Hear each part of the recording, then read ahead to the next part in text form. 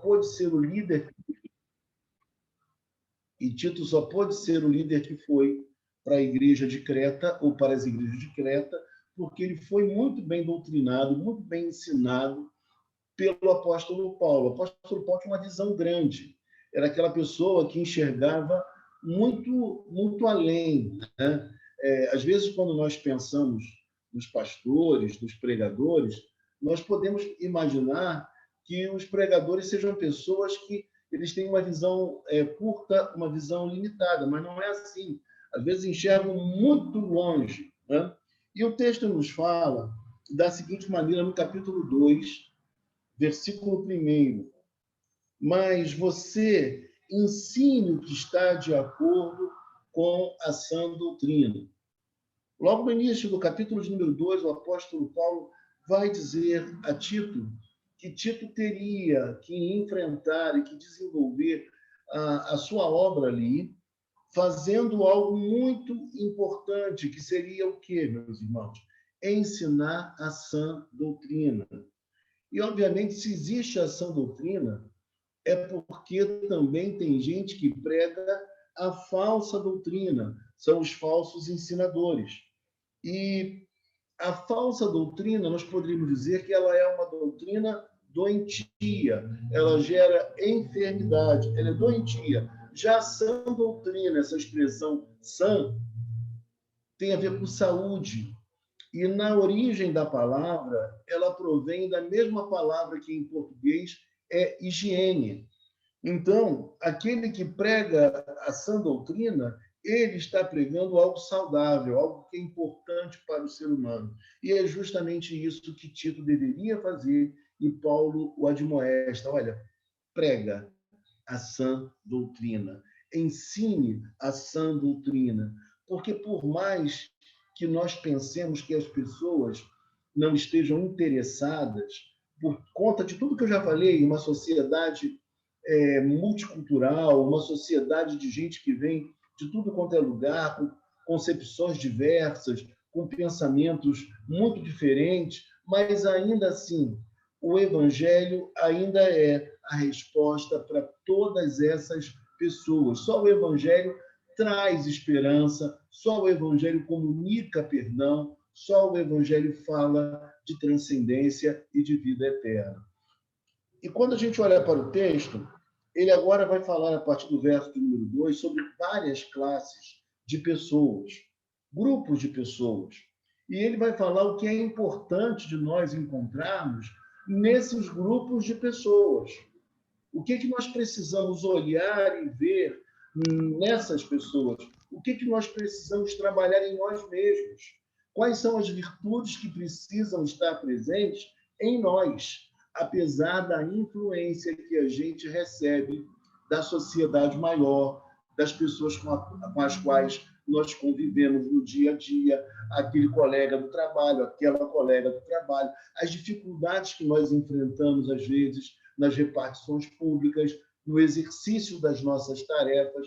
Tudo é muito desafiador, porque as pessoas têm uma maneira de ser, de agir, de pensar, que nem sempre são corretas e nem sempre estão de acordo com o Evangelho. Então, nós precisamos enfatizar o Evangelho.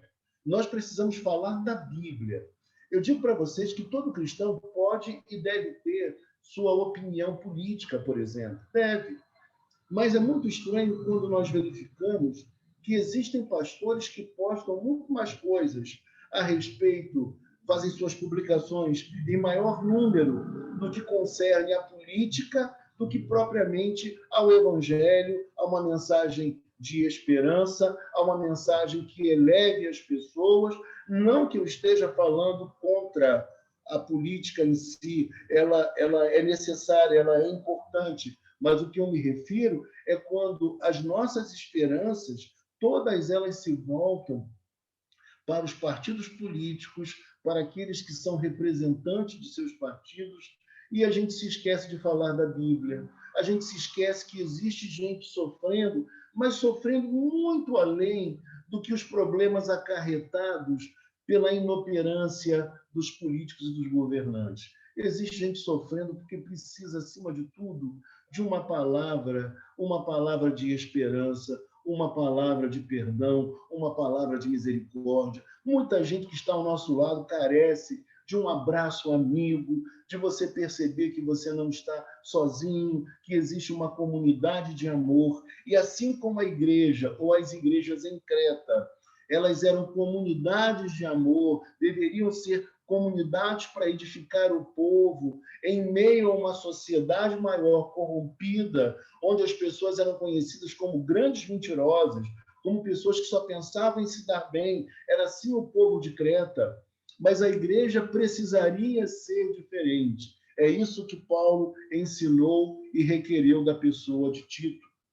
E aí, quando eu penso nos dias atuais, irmãos, eu vejo que a nossa igreja, que as igrejas da nossa localidade, Niterói, elas não podem ser diferentes. Elas precisam ser uma comunidade de amor.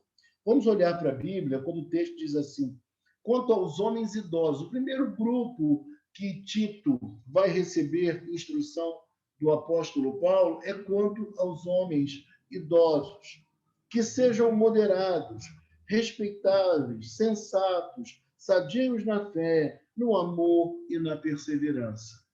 Por que Paulo está dizendo esse tipo de coisa para Tito?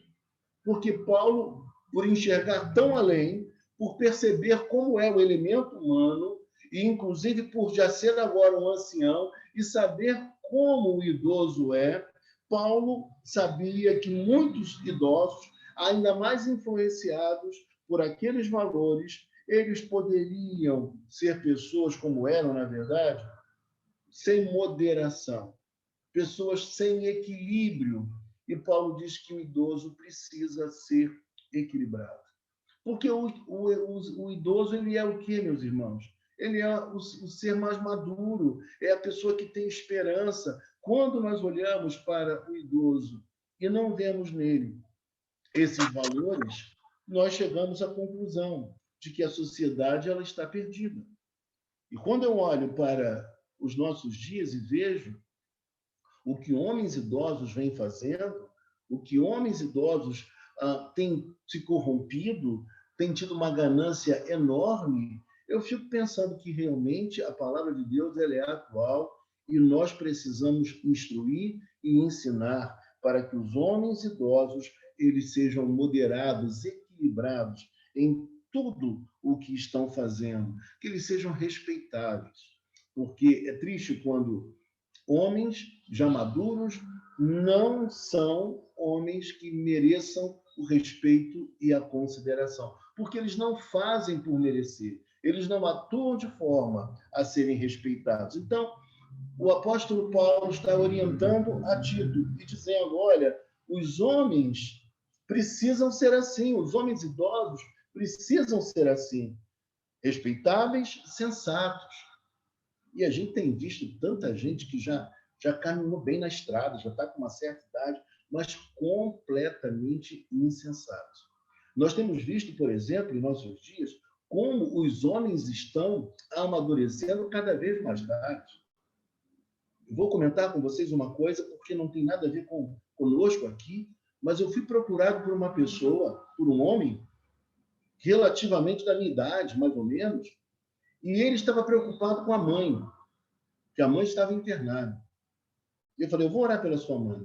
Mas eu pude perceber com muita clareza que ele não estava preocupado tanto pela questão da mãe estar doente e poder vir a falecer. A grande preocupação dele era justamente porque a mãe o mantinha. Era a mãe que pagava as suas contas. E um homem com mais de 50 anos de idade, aproximadamente a minha idade. Então, meus irmãos, quando a gente olha, a gente chega à conclusão que os homens hoje são homeninos. Homens que são meninos, homens que não querem amadurecer, que não querem assumir responsabilidades, homens já com uma idade considerável. Eu não estou dizendo de um adolescente, de alguém que ingressou agora na juventude, mas homens já maduros. E ele fala: respeitáveis, sensatos, sadios na fé. Sadios na fé, no amor e na perseverança. Ou seja, quando ele fala de perseverança aqui, ele está falando de pessoas que têm uma sequência, uma continuidade, pessoas que sabem o que querem, pessoas que têm um objetivo na vida, não são pessoas que estão passando pela história sem um alvo, não, são pessoas que perseveram porque elas sabem o que querem. Não são pessoas que hoje querem uma coisa, hoje querem outra coisa, não tem uma estabilidade, e por falta dessa estabilidade, até mesmo as pessoas que se relacionam se sentem inseguras e amedrontadas, porque todos nós precisamos de um mínimo de estabilidade em nossos relacionamentos. Então, ele fala, inclusive, isso no que concerne ao amor. Eles deveriam ser sadios na fé, no amor e na perseverança. Ter saúde, ter equilíbrio, ter sensatez. Então, é o homem virtuoso, o homem que tem as virtudes necessárias para viver a vida e para viver em sociedade. Então, dentro de uma sociedade assim, a própria igreja era influenciada por valores contrários. E Paulo diz a Tito, olha, você vai ter que orientar essa gente. O seu trabalho não vai ser pequenino, porque está todo mundo nessa caminhada, todo mundo nessa direção. O grosso da sociedade pensa assim, age assim, se comporta assim. Então, o seu desafio vai ser um desafio enorme. Mas esse é o papel que Deus te conferiu. E Tito era relativamente novo em relação a Paulo. Paulo o chama, inclusive, de filho, filho na fé. Então, olha o desafio de alguém que é novo, tendo que orientar pessoas mais maduras, pessoas mais velhas, mas que estavam carecendo de orientação e de instrução. O tempo presente é um tempo em que nós precisamos mostrar para as pessoas, ensinar às pessoas a fé cristã, ensinar a elas a filosofia cristã, a maneira de enxergar o mundo pela ótica cristã, porque somente a ótica cristã pode proporcionar ao homem felicidade, equilíbrio e paz. E na sequência, versículo 3, ele vai dizer assim, do mesmo modo, quanto às mulheres idosas. Ele primeiramente falou dos homens idosos. E agora ele vai falar sobre as mulheres idosas, que tenham conduta reverente. Que tenham conduta reverente, não sejam caluniadoras, nem escravizadas a muito vinho.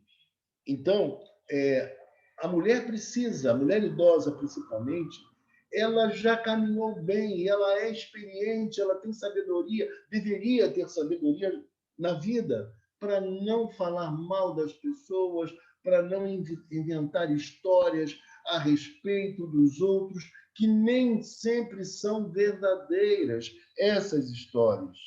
Então, a mulher, ela precisa ser reverente, ter reverência, ter equilíbrio e, ao mesmo tempo, ela também precisa ser uma mulher que saiba como se conduzir, como se portar, o que falar, o que não falar. Então, esse equilíbrio é requerido das mulheres cristãs, e é isso que ele está orientando aqui. Nem escravizadas a muito vinho. Eu falei isso já alguns domingos atrás. A Bíblia não é abstêmia, ou seja, a Bíblia não proíbe que se ingira bebida alcoólica, mas a Bíblia ela não vê com bons olhos uma postura excessiva, sem controle, destemperada em relação à bebida alcoólica. Nós sabemos dos riscos, dos perigos, nós sabemos de histórias, inclusive na própria história da igreja, de pessoas, de sacerdotes que andavam cambaleantes, de pessoas que andavam alteradas já no início do dia. Então, ele está falando aqui que as mulheres não podem ser escravizadas. Então, ou seja, tem que lidar com o equilíbrio. Veja que toda tônica é uma tônica de temperança, de equilíbrio. E temperança tem a ver com autodomínio, mas autodomínio em todos os setores da vida, não apenas nesse quesito. Então, isso é muito importante. Se a mulher toma remédios, ela deve tomar remédios prescritos pelo médico. Ela não deve, por exemplo, exagerar, se automedicar, mas tomar aquilo que foi prescrito pelo médico. Então, isso é o correto. Mas nós vivemos num tempo em que as pessoas estão se automedicando para tentar se aliviar das pressões da vida, em vez de buscar um profissional, alguém que seja capacitado para orientar. E aí o texto diz para nós que sejam mestras do bem, mulheres que queiram o bem. Quando a gente pensa na mulher, de um modo geral, a gente sempre pensa na mulher como aquela figura mais terna, aquela figura mais amorosa, aquela figura que consegue olhar mais para os valores transcendentes. E o texto fala para nós que as mulheres, elas devem ser mestras, ou seja, professoras. Elas devem ensinar, elas devem ditar a tônica, o rumo, o caminho, a direção. As mulheres devem ser assim, mas com uma finalidade. E que finalidade é essa? A fim de instruírem as jovens recém-casadas. E aí a gente fica pensando, quantas mulheres mais maduras têm dado conselhos tão horrorosos para as mais novas? Quantas mulheres, às vezes, dizem assim, minha filha, se você está com tal problema, só tem uma solução, é separar. O caminho mais fácil, a solução imediata, é assim que se fala. Então, mulheres que deveriam estar aptas a dar um conselho diante de uma crise, de um problema, de uma outra irmã, mas, na verdade, não têm ainda essa capacidade e essa possibilidade. Quando não são elas mesmas que estão precisando de ajuda, de orientação espiritual. Parece que as coisas se invertem nessa sociedade. E também aqueles casos em que tanto o homem mais idoso quer ser um garotão, como também a mulher já idosa quer ser uma mocinha nova, que também foge ao propósito. Nós temos que ter noção de quem nós somos. E o texto fala que essa instrução deveria acontecer não da parte de Tito. Não seria Tito que deveria chegar ali e falar, e conversar, e orientar.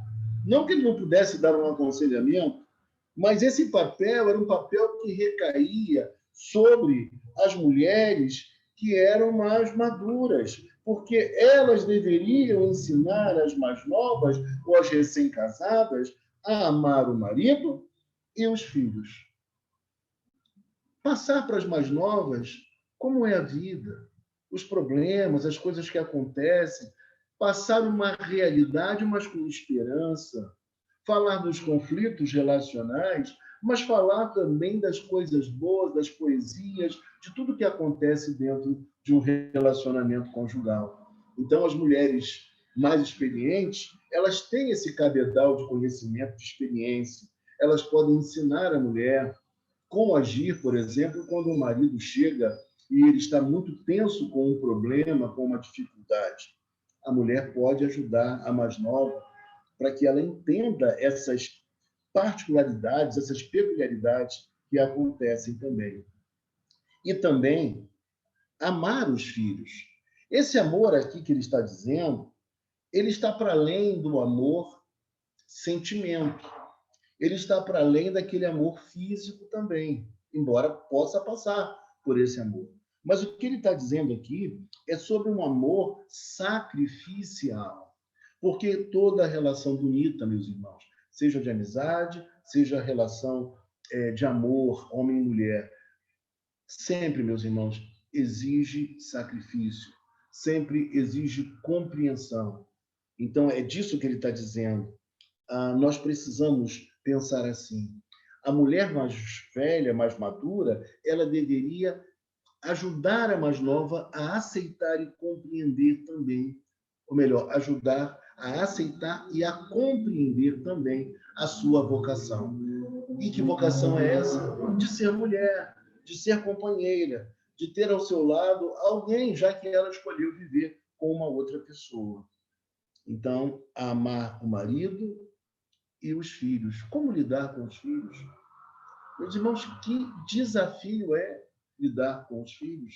Eles são diferentes, eles têm personalidades diferentes, temperamentos diferentes, e, embora criados pelos mesmos pais em muitos casos, né? Em muitos casos é assim que acontece, mas apesar disso, eles têm uma maneira completamente diferente de ser e de agir.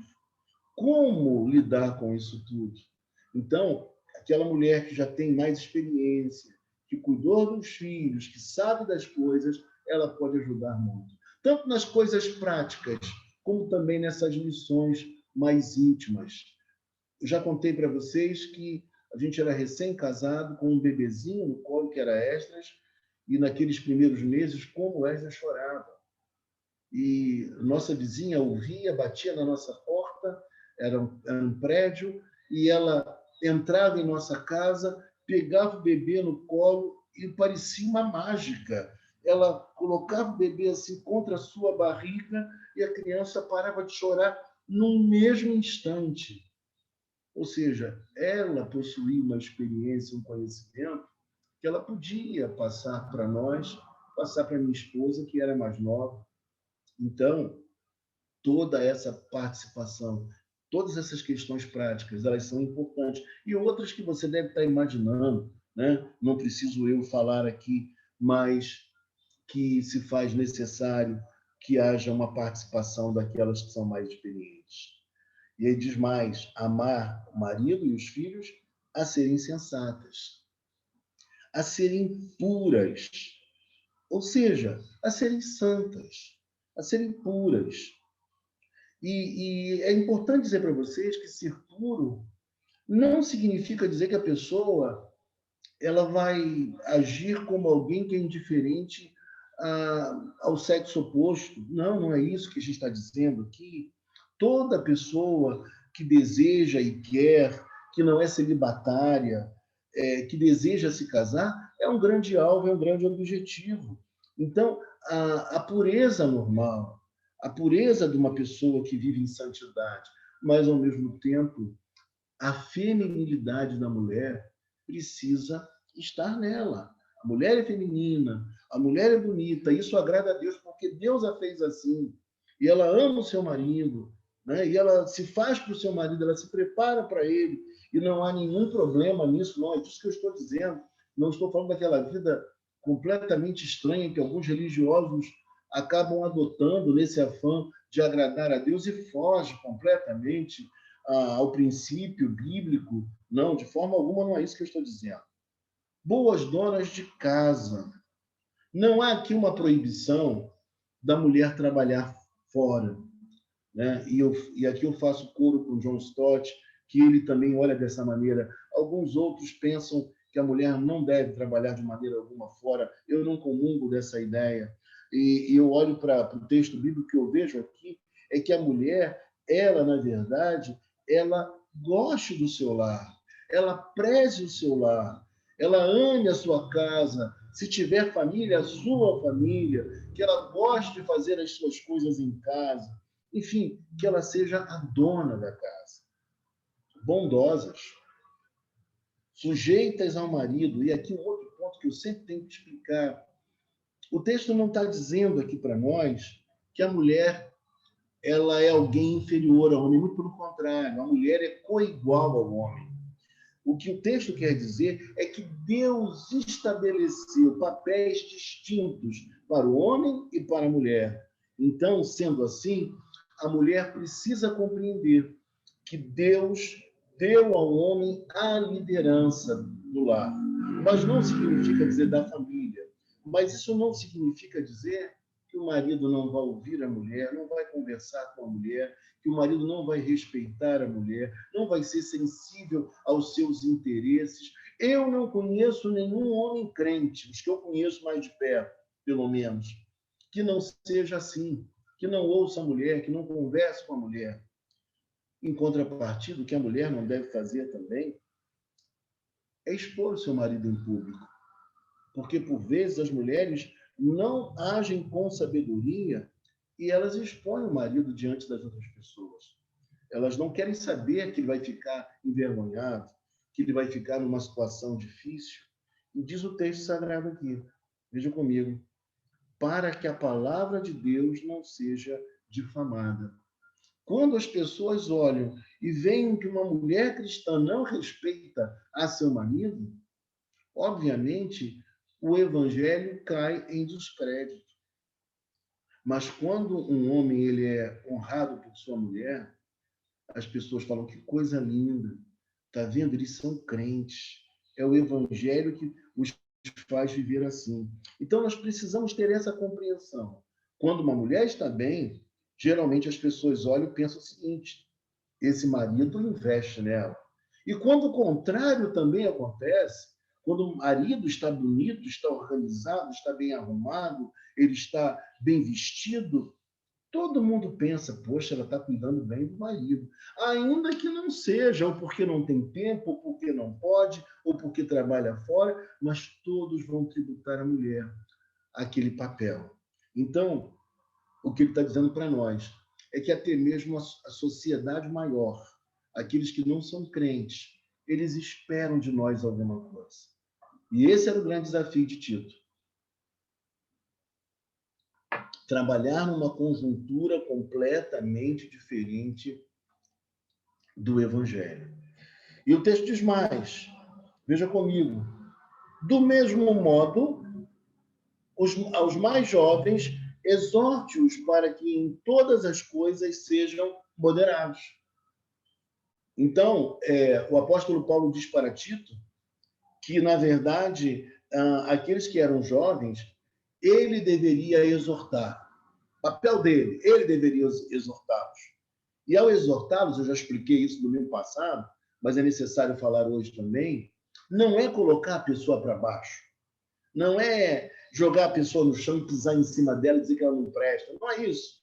É colocar a pessoa para cima, ainda que haja um confronto inicial, ainda que você tenha que chamar a atenção da pessoa inicialmente, mas no segundo momento é mostrar para ela que ela pode crescer, que ela pode ter relações bonitas de amor, de afeto, que ela pode crescer intelectualmente, ela pode crescer no seu trabalho, daquilo que ela faz, ela tem valor, ela tem competências. Isso nós precisamos falar, porque vivemos uma época em que as pessoas parecem que elas não têm noção de quem elas são. Elas não sabem, parece, que foram tão amadas por Deus como foram. Elas parecem que não conseguem ver o que Deus inseriu nelas, pessoas bonitas, pessoas inteligentes, pessoas capazes, pessoas cheias de valor, mas não se veem assim. E acabam aceitando as migalhas do mundo, vivendo com as piores coisas, tendo relações de amizades que são doentias, fugindo dos verdadeiros amigos, porque por vezes o verdadeiro amigo, querendo bem, é capaz de falar algo que não é muito desejado. Meus irmãos amados, nós precisamos entender o que o texto está dizendo aqui. A exortação é colocar para cima, é lançar para o alto, é dizer você pode mais, você pode crescer, você tem talento, você tem beleza, você tem riquezas. E aí, meu irmão, minha irmã, quando a gente olha para o texto está dizendo que em todas as coisas eles deveriam ser moderados, ou seja, prudentes. Ele não fala outra coisa a respeito dos jovens. Ele fala apenas que eles deveriam ser prudentes. E a prudência ela é muito importante entre as virtudes que são chamadas de virtudes cardeais. A prudência é a mais importante, ela é a base para as demais virtudes, porque ela te dá um limite, ela te dá um equilíbrio para você não ir além, nem ir aquém, em nenhuma coisa da vida. Você ter um equilíbrio relacional, o equilíbrio comportamental, o equilíbrio naquilo que você come, como come, se bebe, se não bebe, se bebe, a quantidade que vai beber, se vai para casa, que horas vai chegar em casa. Você é capaz de analisar, por exemplo, de maneira prudente, se você pode chegar naquele determinado horário na sua rua ou se não pode. Tudo isso é prudência.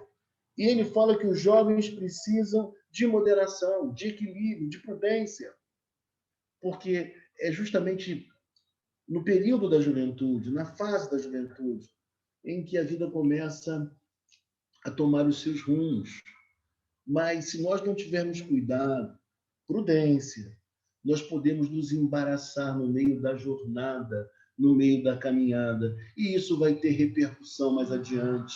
Isso vai influenciar na nossa vida daqui a alguns anos. Então, os jovens precisam ser moderados. E quando a gente olha hoje para a nossa sociedade, não era diferente lá em Creta, tudo que os jovens não estão sendo moderados. Eles entram com tudo, em tudo. Eles querem viver a vida num só momento. Eles querem viver o agora, o já. E não entendem que tem coisas na vida que elas precisam ser bem delineadas, bem encaminhadas. Nós precisamos ir construindo. Existem renúncias que precisam ser admitidas por nós como necessárias. E não pense você que renunciar a algumas coisas é papo de gente careta e ultrapassada. A repressão, ela é algo sem compreensão, é algo forçado, mas a renúncia não. A renúncia é quando você abre mão de alguma coisa por um objetivo maior, porque você tem um outro propósito, porque você tem uma aspiração lá na frente, então você abre mão de alguma coisa hoje para poder colher lá na frente aquilo que você espera. Então essa moderação, ela precisa compor a vida do jovem. O jovem precisa da virtude da prudência e nós precisamos ensinar isso a eles, para que eles vivam melhor, para que eles saibam se conduzir, para que não venham a amargar de sabores lá na frente. Olha ainda para a sua Bíblia, como o texto vai dizer agora. Veja comigo. Seja você mesmo um exemplo de boas obras. Paulo agora diz que Tito deveria ser ele mesmo um exemplo para os demais jovens. Ele, por ser mais novo, ele deveria ser um exemplo para os demais. O exemplo é o protótipo. O exemplo é aquilo que você vai olhar e vai seguir. É aquilo que vai te conduzir. É aquilo que vai te encaminhar. Quando você olha para aquela pessoa e vê e observa nela virtudes desejáveis, você fala, é jovem, mas está fincado em bons propósitos. É jovem, mas está estudando. É jovem, mas está querendo crescer. É jovem, mas está num relacionamento sério e responsável e de compromisso. Então, quando nós olhamos assim, isso é inspirador. Isso nos inspira, nos motiva a caminhar também na nossa vida. Veja como esses assuntos são tão importantes para a vida diária da igreja, para a família e para cada um de nós individualmente. E o texto diz mais. No ensino, mostre integridade. O que ele está dizendo aqui? Ele está dizendo que ele precisaria ensinar o que era correto, mas também viver da maneira correta. O discurso de Tito precisaria estar afinado com o seu proceder, com o seu comportamento. Não pode haver uma dicotomia entre aquilo que falamos e aquilo que nós demonstramos, aquilo que nós encarnamos, vivemos no dia a dia. Então, é isso que ele está tratando aqui. Não pode haver essa dicotomia entre aquilo que se prega e aquilo que se pratica. E o texto diz mais, olha comigo. Reverência, linguagem sadia e irrepreensível. Talvez você não saiba disso, mas já teve gente que desejou que eu pregasse como os pregadores da nossa época estão pregando. Aí você vai dizer, como, pastor? Falando palavras indecorosas, falando palavrões. no afã de conquistar os mais novos, que eu utilizasse de um linguajar chulo e inconveniente para um pastor. Então, meus irmãos, a nossa linguagem precisa ser sadia e irrepreensível. E eu digo mais a você, nós somos brasileiros. O nosso vernáculo é de uma riqueza de vocabulário incrível. E nós não nos valermos dessas palavras que compõem o nosso dicionário, o nosso vernáculo, a nossa língua, para nos comunicar, meus irmãos, como não? Falar palavras indecorosas, palavras de baixo calão. Eu, sinceramente, eu fico chateado quando eu vejo pastores, quando eu vejo políticos falando dessa forma. Me desagrada profundamente, e como diz o apóstolo Paulo, nessa mesma epístola, neste quesito eu não posso louvar essa gente, nem aplaudir essa gente. Acho que não há necessidade de fazer isso. Não é bonito, não tem a ver, não pega bem, não fica bonito para uma pessoa cristã.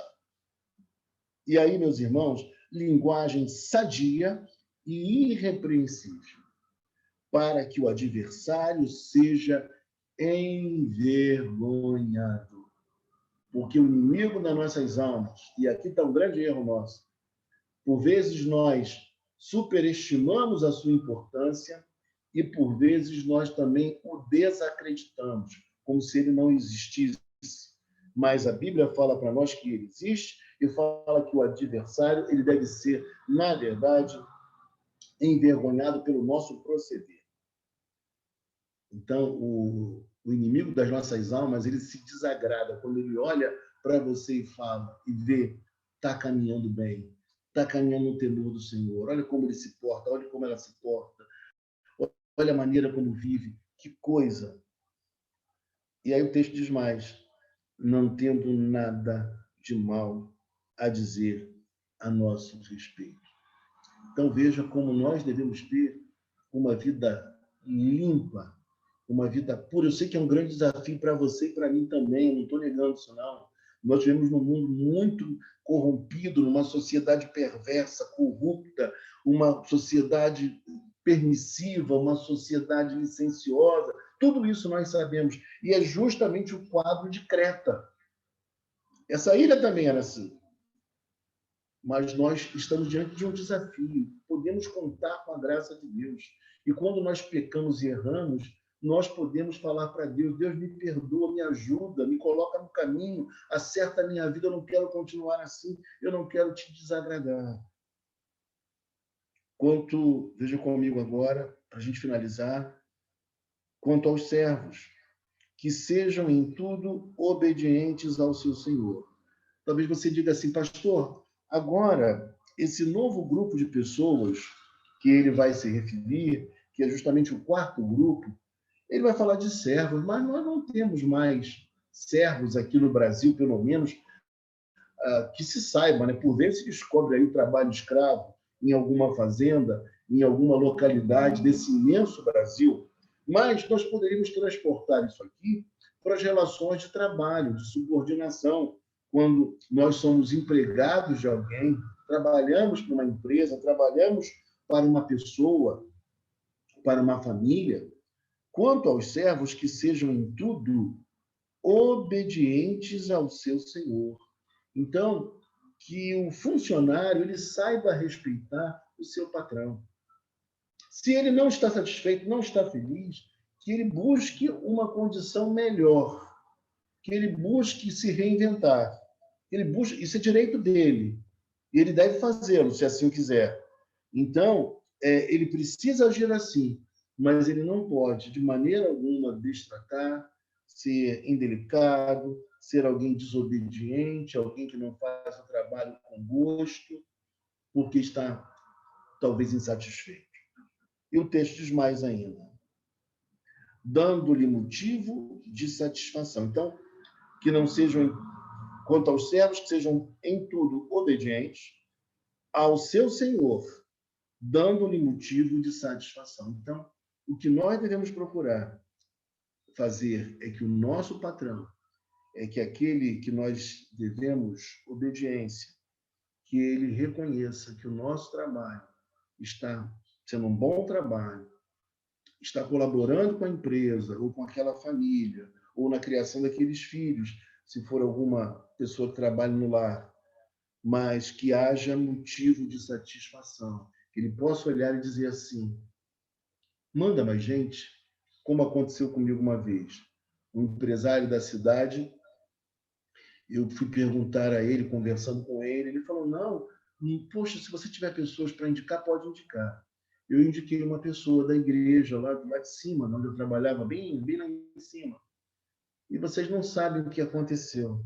Depois de um tempo, ele falou assim para mim, ele me ligou e falou assim: você não tem mais pessoas para indicar, não? Igual aquela que você me enviou?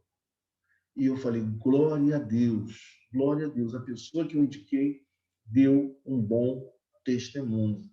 Então, o que aconteceu? O próprio empresário, que não é evangélico, é uma pessoa até que eu lido com ele, na ocasião, me pediu novas indicações, porque o testemunho daquela pessoa foi um bom testemunho. Então, é isso que acontece. E aí a pessoa pode crescer, se desenvolver, no futuro pode trocar de trabalho, mas ela tem um compromisso com ela, com Deus, com o patrão. Um compromisso ético. E é isso que nós temos que pensar nesses dias. Que não sejam respondões, nem furtem. Quantos casos nós sabemos de pessoas que subtraem objetos, né, surrupiam, como eu encontrei até mesmo num livro essa expressão, um comentarista, ele usou essa expressão, objetos da sua empresa, coisas que não pertencem a ele, coisas que ele não está autorizado a levar. Não é uma caneta promocional que ele recebeu e pode levar. Não. A pessoa desvia objetos da empresa e aquilo não pertence a ela. Nem furtem, mas que deem prova de toda a fidelidade. Ou seja, a pessoa assumir um compromisso. Ela precisa corresponder à responsabilidade que ela assumiu.